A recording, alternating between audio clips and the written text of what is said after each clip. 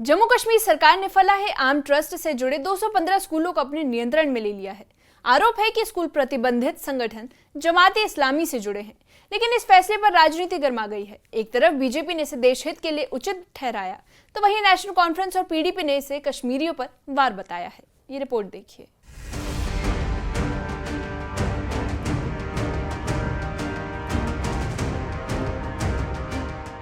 जम्मू कश्मीर प्रशासन ने बड़ा कदम उठाते हुए फलाह-ए-आम ट्रस्ट के 215 स्कूलों का नियंत्रण अपने हाथों में ले लिया है। आदेश के मुताबिक अब इन स्कूलों का संचालन सीधे जिला उपायुक्त और जिला मजिस्ट्रेट करेंगे। सरकार का तर्क है कि स्कूल मैनेजमेंट की वैधता पहले से ही समाप्त हो चुकी थी। ऐसे में बच्चों की पढ़ाई प्रभावित न हो, इसके लिए ये फैसला लिया गया है। स्कूल को नियंत्रण में लेने के फैसले ने सियासी घमासान मचा दिया है। बीजेपी ने इस फैसले का स्वागत किया है। पार्टी के वरिष्ठ नेता युद्धवीर सेठी ने इस कदम को देश हित में जरूरी करार दिया।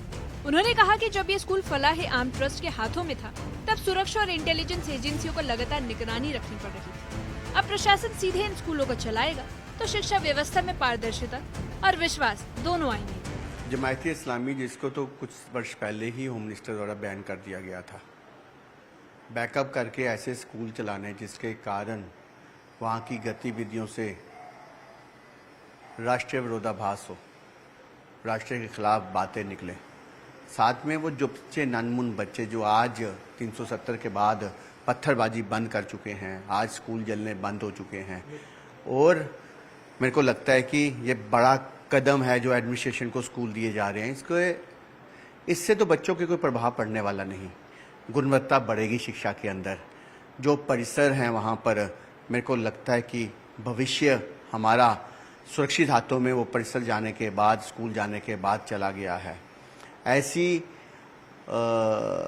जो घटनाएं जो हम देखने को हमें मिलती थी कि कल को पत्थरबाजी हो रही है, कल को स्कूल जलाए जा रहे हैं, मेरे को लगता है कि इस पे भी अंकुश लगेगा।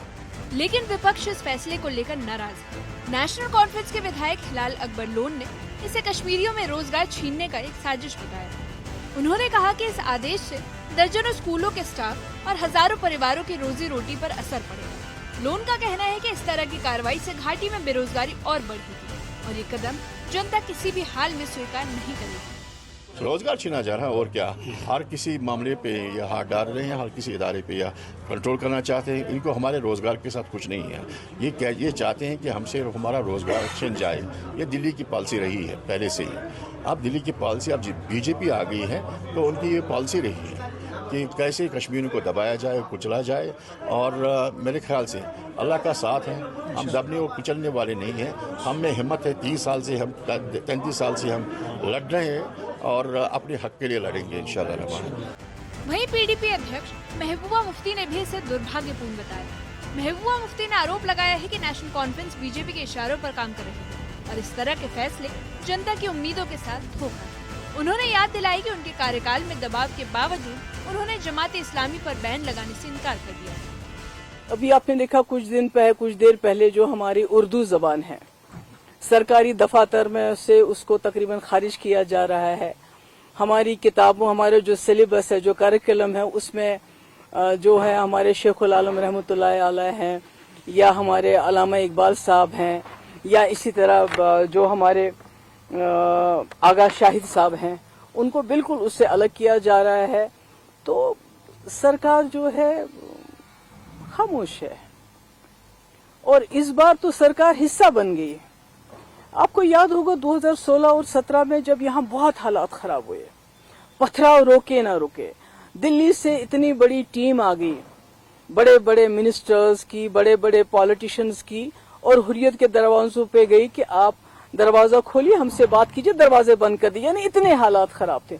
उस वक्त मेरे ऊपर बहुत प्रेशर आया था कि आप जमात-ए-इस्लामी के ऊपर क्रैक डाउन कर लीजिए। स्कूल को अपने नियंत्रण में लेने के फैसले ने सियासी घमासान मचा दिया है। एक और जहां बीजेपी इसे सुरक्षा और पारदर्शिता के लिए जरूरी बता रही है, तो वहीं विपक्ष इसे रोजगार छीनने और धार्मिक शिक्षा पर चोट करार दे रहा है। Bureau report, news 18।